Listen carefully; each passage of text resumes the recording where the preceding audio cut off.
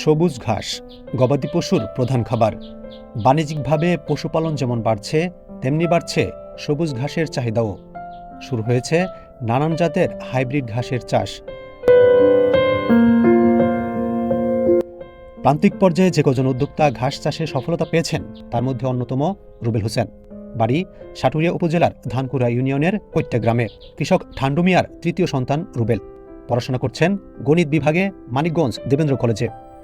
এরই মধ্যে গরুর খামার ও ঘাস চাষ করে স্বাবলম্বী হয়েছেন তিনি। প্রায় ২০ বিঘা জমিতে চাষ করছেন ঘাস। তার ঘাস যাচ্ছে ঢাকাসহ পার্শ্ববর্তী কয়েকটি জেলার খামারগুলোতে। আজ জানব এই ব্যতিক্রমী উদ্যোক্তার গল্প। 5 বছর আগে নেপিয়ার হাইব্রিড জারা নামের একটা ঘাস, সেই ঘাসটা কিনে আনি। রোপণ করার পর এই ঘাসটা অনেক হয়, প্রচুর ফলন। বিঘাতে আপনার 50 থেকে 60 টন ফলন হয় বছরে। এই 25 দিনে তো বড় হয়েছে। হ্যাঁ, 12 ফিট যে বললেন, 12 ফিট কতদিন হয় মোটামুটি? 12 ফিট হতে 2 থেকে 2.5 মাস।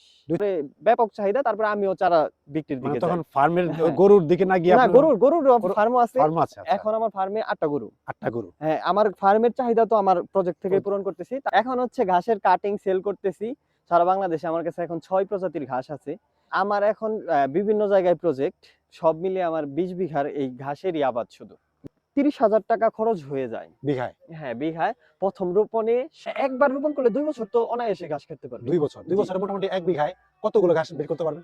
1 বিঘায় 2 বছরে না হলেও সে যদি ভালো মতো একটু টেক কেয়ার করে, এখন এগুলো তো যত্ন করতে হবে, 50 টন হয়।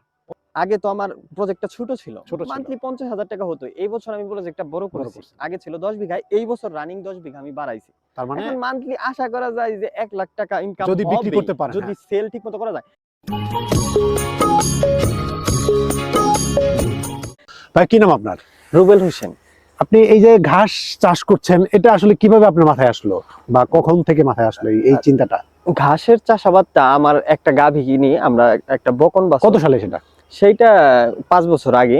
আমার সেইটার থেকে আমার জার্নি শুরু। তখন আমার বাসায় এমনিতে দেশি গরু ছিল। দেশি গরুটা বিক্রি করে একটা শঙ্কর জাতের যে ফিজিয়ান, সেই একটা বকনা বাছুর কিনে আনি। বকনা বাছুর কিনে আনার পর সেইটার জন্য তো এখন ঘাসের প্রয়োজন। আমরা আগে ছিটা ঘাস বুনতাম এই ঘাসের জন্য, ছিটা ঘাস। কিন্তু সেই ঘাসটা তেমন আয় দেয় না গরুর জন্য, তেমন বেশি হয় না, কয়েকবার কাটলে নষ্ট হয়ে যায়। তখন আমি ইউটিউবে দেখি যে ইউটিউবে ঘাসের কাটিং সেল হয়, মানে চারার মতো করে সেল হয় ঘাসের কাটিং। তখন আমি সেই জায়গা থেকে নেপিয়ার হাইব্রিড জারা নামের একটা ঘাস, সেই ঘাসটা কিনে আনি। অনলাইনে অর্ডার করে কিনে আনি মানিকগঞ্জ থেকেই। আচ্ছা, মানিকগঞ্জ একজন বিক্রি করতো, অনলাইনে অর্ডার করে কিনে আনি। তারপর রোপণ করি। রোপণ করার পর এই ঘাসটা অনেক হয়, প্রচুর ফলন। বিঘাতে আপনার 50 থেকে 60 টন ফলন হয় বছরে। আচ্ছা, বছরে 5 থেকে 6 বার কাটা যায়। এই তো তারপরে হচ্ছে আমার দিন দিন আমার গরুর সংখ্যাও বাড়তে থাকে ফার্মে। তাহলে আমার ফার্মের চাহিদা পূরণ করে, এবং আশেপাশের লোকজন যে এইটা আমার ইউটিউবের বিভিন্ন ধরনের অনেকে ব্লগ করে, ইউটিউবাররা এসে তারপরে এই ঘাসের ব্যাপক চাহিদা হয়, আমার নাম্বারটা স্ক্রিনে দিয়ে দেয়। তারপরে ব্যাপক চাহিদা, তারপরে আমিও চারা বিক্রির দিকে যাই। তখন ফার্মের গরুর দিকে না গিয়ে না, গরুর ফার্মও আছে।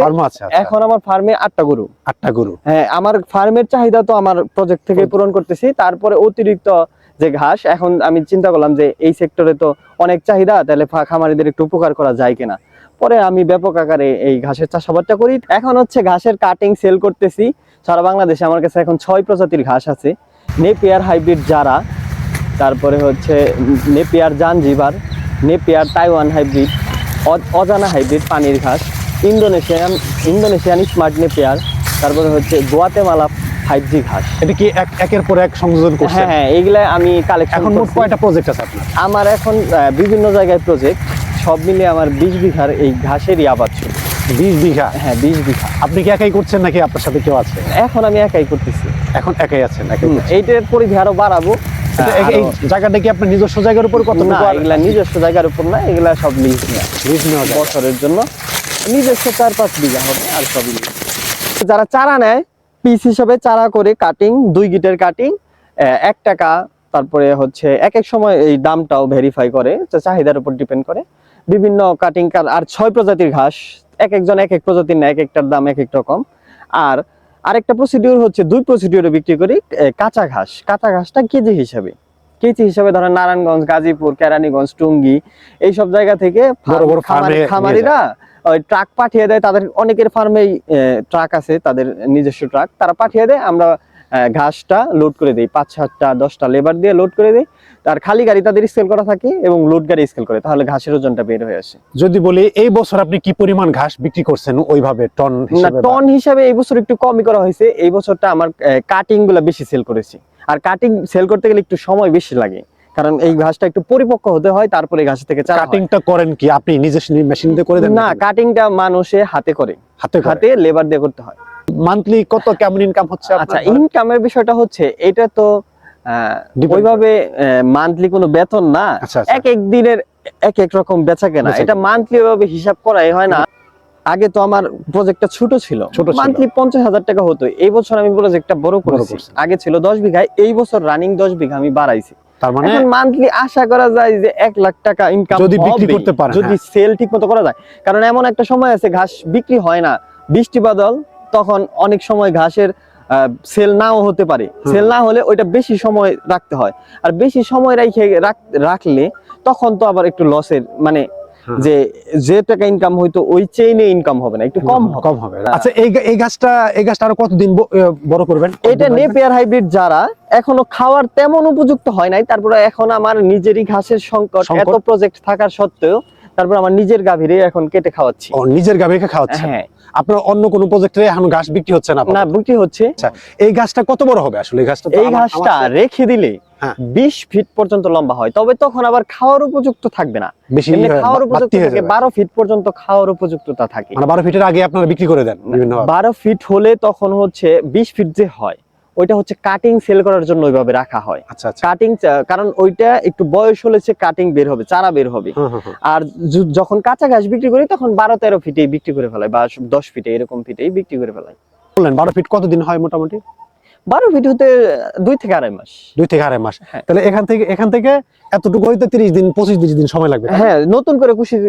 এখানে কোনো সার টার দিবেন বা কিছু দিবেন না? এখন এই যে কাইটা খাওয়াইতেছে, আবার নতুন করে সার দিতে হবে, পানি দিতে হবে। এখানে আপনার আর কোনো কাজ নাই? না, এই যে এগুলো থেকে হবে, আগাছাগুলো পরিষ্কার করে সার পানি দিয়ে দিলেই আবার হয়ে যায়। এই সব কাজগুলো তো বিশাল, আপনার তো 20 বিঘা জমি, এইগুলো করা তো আপনার লোকজনের ব্যাপার। হ্যাঁ, আমার প্রায় দিনই 5টা-7টা লেবার থাকে। যখন এই 20 বিঘা রোপণ করলাম নতুন করে, তখন 10টা লেবার কন্টিনিউয়াস কাজ করছে। এমনি খরচ কেমন এগুলা চাষ করতে? এগুলা চাষাবাদ করতে বিঘা 30,000 টাকা খরচ হয়ে যায় বিঘায়। হ্যাঁ, বিঘায়। প্রথম রোপণে সার, সেচ, তারপরে ট্রাক্টর, ট্রিলার এবং কাটিং কিনে 30,000 টাকার মতো খরচ 1 বিঘায় হয়ে যায়। তারপর ওটা মোটামুটি কতদিন আপনি ঘাস বিক্রি করতে পারবেন ওটা থেকে? না, একবার রোপণ করলে 2 বছর তো অনায়াসে ঘাস করতে পারবে। 2 বছরে মোটামুটি 1 বিঘায় কতগুলো ঘাস বের করতে পারবেন? 1 বিঘায় 2 বছরে না হলেও সে যদি ভালো মতো একটু টেক কেয়ার করে, এখন এগুলো যত্ন করতে হবে, 50 টন হয়। 50 টন? 50 টনের দাম কেমন?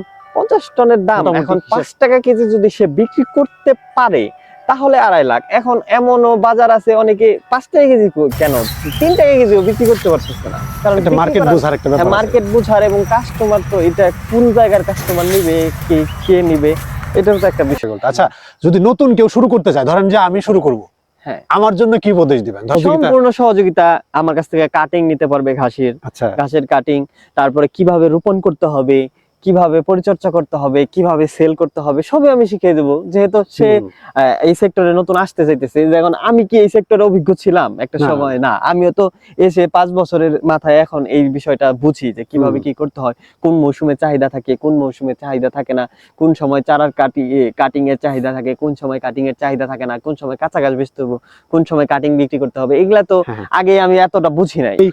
একেবারেই তরুণ উদ্যোক্তা, মানে অনার্স ফাইনালের পরে অলরেডি উনি 20 বিঘা জায়গার উপরে ঘাস রোপণ করেছেন এবং তার ব্যবসাটাকে অনেক বড় করার পরিকল্পনা করছেন, এবং এই প্রক্রিয়ার মধ্যে আছে। প্রতি বছরই উনি ব্যবসাটাকে বড় করার চেষ্টা করছেন, এবং এটা আসলে মানে আমার কাছে মনে হচ্ছে যে এই ব্যবসার ক্ষেত্রে উনি আমাদের এলাকায় একটা আইডল হিসেবে পরিণত হতে যাচ্ছেন। ওনার এই উদ্যোগটাকে অনেক দূরে এগিয়ে নিয়ে যান, শুভকামনা থাকলো। আজকে এ পর্যন্তই। Thanks for watching.